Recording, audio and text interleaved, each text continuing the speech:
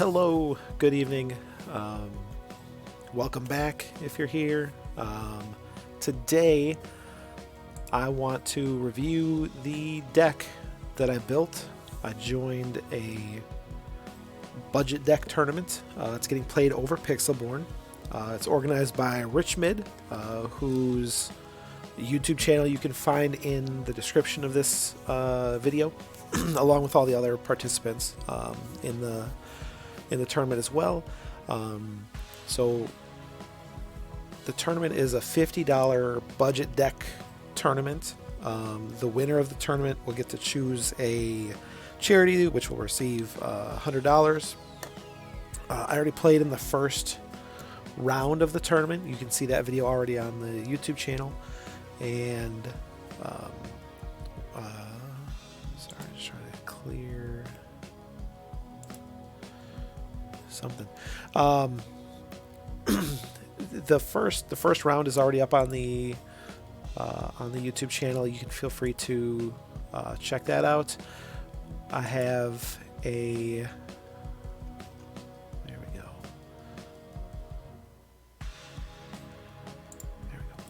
I have a video already up from that game. I got to play against Wintertooth, who was an excellent opponent. Kicked my butt in the first game of the round, but then I was able to just make some adjustments to how I played and recover and take down the second two games that we played. So it was a lot of fun. I didn't know how to expect the deck to play. I had played the deck a few times on Pixelborn just in testing earlier, and then made some adjustments to it, played some more games, made a couple last tweaks, and then kind of wrapped up the deck list. You will notice that my total here is over $50. When I initially made this deck, it was $49.37. I am not sure exactly which card has changed in price in a way that's going to push the deck over the limit. So something clearly got more valuable at some point. My guess is it's probably Let It Go because Sapphire's doing really well. Maybe it's Grab Your Sword because Resist isn't as popular as people think. But anyways, what I'm doing right now is I want to just do a quick kind of breakdown of the deck, of some of the choices I made, why I made those choices. I'll talk a little bit about the tweaks that I made along the way, and then we'll wrap it up. So the tournament, just to get a little bit more background, Rich had posted to a channel on the Pixelborn Discord server that he was trying to organize this tournament. I was looking for some content creators to join it to just kind of highlight budget decks and what you can do without spending a ton of money on this game. I was happy to join. Anybody who's checked out my stuff knows that I am a big fan of budget of budget decks. So very happy to participate in that, and looking forward to playing out the rest of this tournament. So without further ado, we can jump into the deck. So the thought I had about the deck was I wanted something that I could go kind of wide with, because I knew that Be Prepared, being whatever it is right now, a $10 card is unlikely to make the cut in most budget decks, right? Or worst case scenario, I'd be facing like one copy, and it takes 7 ink to get out, which is another thing that's kind of a challenge. So I decided to go for what I consider to be like a go wide strategy that would avoid the only real deterrent to go wide strategies, which is grab your sword. The only real deterrent to go wide in budget, I should say, right? Grab your sword is at $2.39 a copy, easy to include in a budget deck like I have. So my thought was I'd go with basically a resist-centric approach. And so I took characters that have resist. I've got the Prince here. We have Tiana. We've got Cogsworth, who gives everybody else resist. We've got Hercules. And we have Mouse Armor, which also helps spread the resist love around. From there, I really liked Chief Bogo, and I know you can end up kind of piling on the damage with him out of nowhere if you play a lot of Floodborne characters.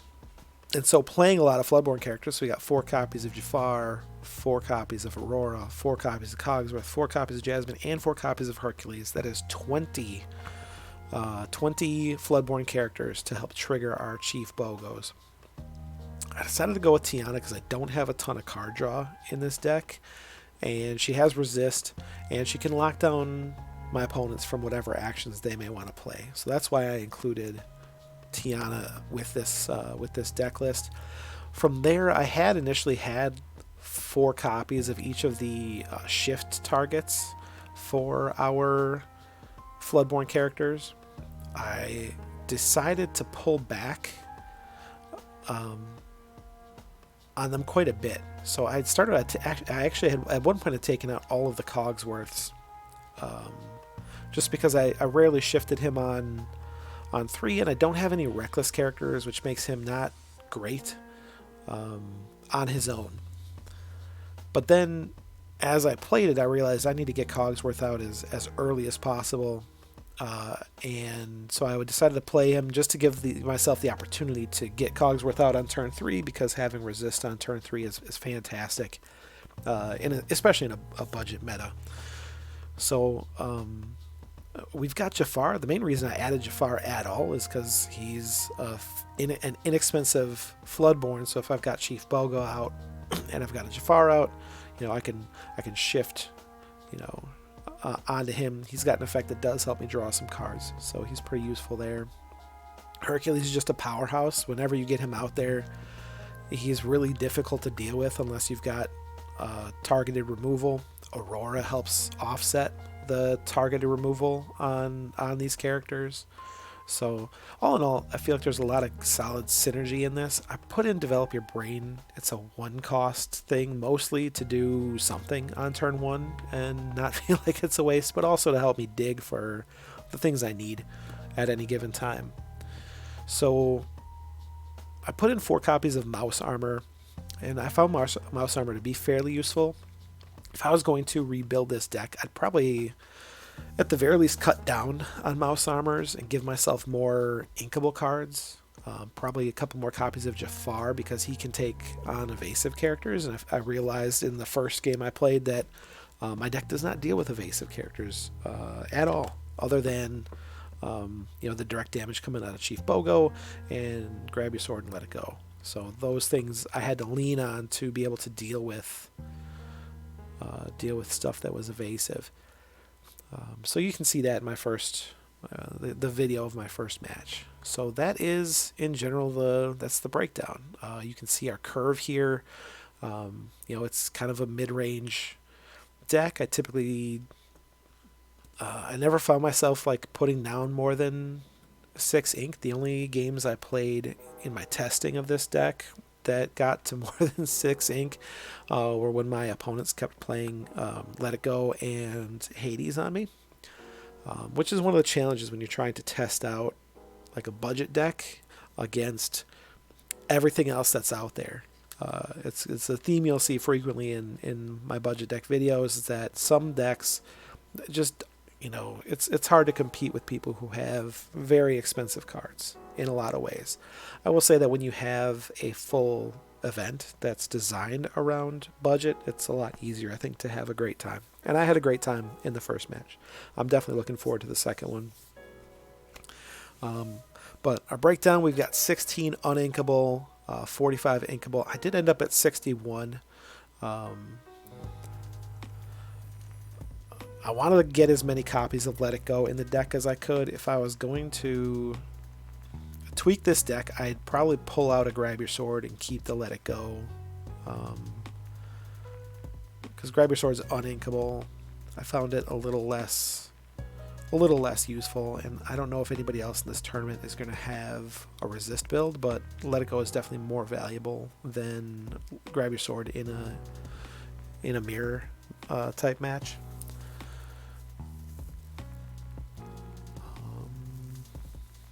Yeah, let me actually open up the earlier version. Where is it? Do I not have the earlier version anymore? Oh, I must not have it anymore. I must have saved over it somehow. Oh, you know what? It might be on... Well, I'm not going to open up Pixelborn right now. But this is the deck. It's my thought process for playing it. In general, is just, you know, I end up using...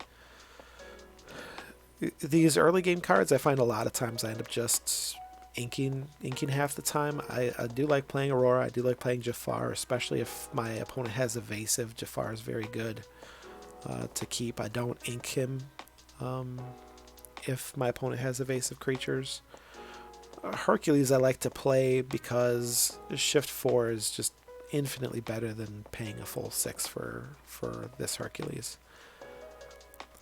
Cogsworth is good anytime. Most of these cards are good pretty much anytime. Tiana is a little hit or miss. The Prince is a little hit or miss.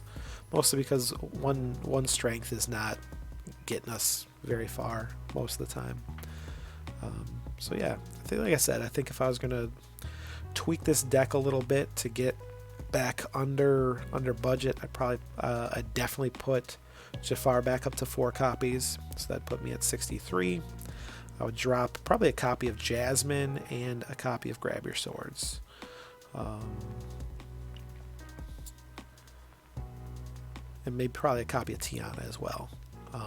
Mostly to make the deck a little bit more consistent with inkable options, but those are cards I also found that I'd be happier if I didn't. Like if I had any other option, basically, most of the time feels better. Jasmine's pretty good if I've challenged into stuff and taken some damage, or I take damage before I can get a bunch of resist stuff out there. Jasmine's great for healing everybody up. But other than that, we're looking pretty good. So this was the deck. This is the deck I am playing as of right now. I did talk to the organizer after the first match as well. Told him, hey, price of my deck went up. He said, hey, you know, we're going to stick with the deck lists that everybody submitted because they were, you know, within that 40 or, you know, within $50 when we started. You know, we'll talk about it some more, I'm sure, as the week goes on. I'm pretty sure my match is the only one that's happened so far, my match with Wintertooth. And as those other matches happen, as deck prices continue to shift, you know, other people may have more thoughts about changing that up. So we may end up editing these decks between matches to keep them underneath that $50 mark, and I'm fine if that's the case. My plan at that point would be to just record like a little update before the match, or maybe after the match, just kind of going over what's changed from here to there. I might take out a copy of Hercules. He's a very expensive card, ink-wise, but also he's like 84 cents. And when you're talking a $50 budget, it matters. We'll see. I don't know what else I'd stick in if I pulled myself below, you know, if all those changes. So that'd be -1, probably -2, -3, -4. I'd have to +2. Yeah, that'd be fine.